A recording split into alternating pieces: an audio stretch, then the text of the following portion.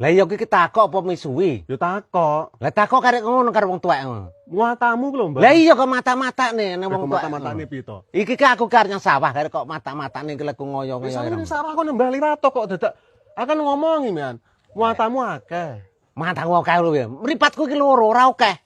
Wah, aku iki ngomong iki lho, Mbah, muatamu kok akeh men. Lah lho ngono kuwi to.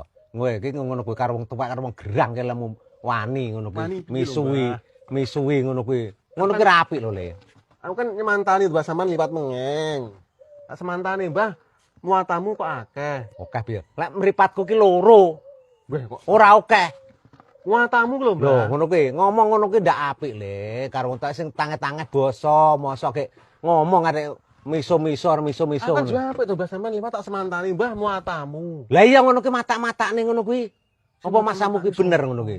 Lah piye lemu muni ngono ku mengke? Akan liwat to, Mbah. Lah iya aku ki liwat. Lah iya. Aku karep nyang sawah. Lah iya kok muatamu kok akeh. Lho, oke piye mripatku ki loro, panggah loro mripatku ki. Muatamu ku lho, Mbah. Lah iya to, mripatku ki loro arek mbatek ae. Malah. Muatamu ku lho, Mbah. Lah kok ki panggah piso-piso karo wong tuwek ngono kuwi. Kok bisa-bisa piye to, Mbah? Lah piye mata-matane ngono ku mengke? Muatamu ku lho, Mbah, muatamu. Lah iya ngono ki ndak misuhi karo wong tuwek ngono kuwi. Lah aku iki mantani sampean liwat. Nek wong tuwek liwat tak semantani, Mbah, muatamu akeh. Lah iya mantani ki aja ngono-ngono ki kleru ngono ki, ora Kleru sopan karo wong piye? tuwek ngono ki. Matamu mata-matane ngono ki ndak bener ngono. Muatamu ku lho, Mbah. Lah iya, njajale. Ngono ki karepmu dhewe apa kongkonan ngono ki. Muatamu, Mbah. Lah iya takok Le, lek takok sing iki karo agiummu bareng ngenen basa ukarane iki sing marik-marik apik ngono. Ngono ki ndak bener.